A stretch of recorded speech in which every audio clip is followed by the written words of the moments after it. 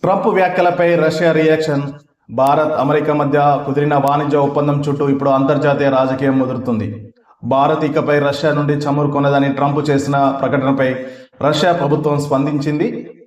Bharat America మధ్య కుదిరిన వాణిజ్య ఒప్పందం చుట్టూ ఇప్పుడు ప్రపంచ దేశాలు ఆసక్తిగా చూస్తున్నాయి.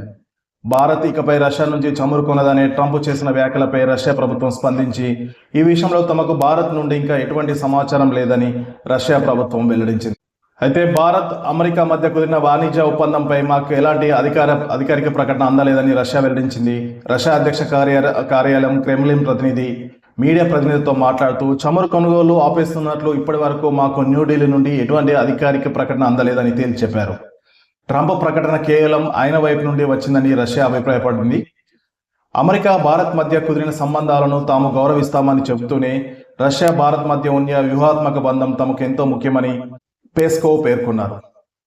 భారత్తో మాకున్న స్నేహం చాలా విలువైంది. దీనిని మరింత బలోపేతం చేసుకునేందుకే మేము ప్రయత్నిస్తున్నామని ఆయన మీడియాతో స్పష్టం చేశారు. అమెరికా విధిస్తున్న సుంకాలను 50% నుండి 18% తగ్గించడానికి ప్రధాని మోడీ స్వాగతించారు. అమెరికా విధిస్తున్న సుంకాలను 50% నుండి 18% తగ్గించడాన్ని ప్రధాని మోడీ స్వాగతించారు. మేడ్ ఇన్ ఇండియా ఉత్పత్తులను ఇది పెద్ద ఊరట అని ఆయన పేర్కొన్నారు. అయితే రష్యా చమురును ఆపేస్తామన్న విషయంపై భారత్ ఇప్పటి వరకు నోరు విప్పలేదు.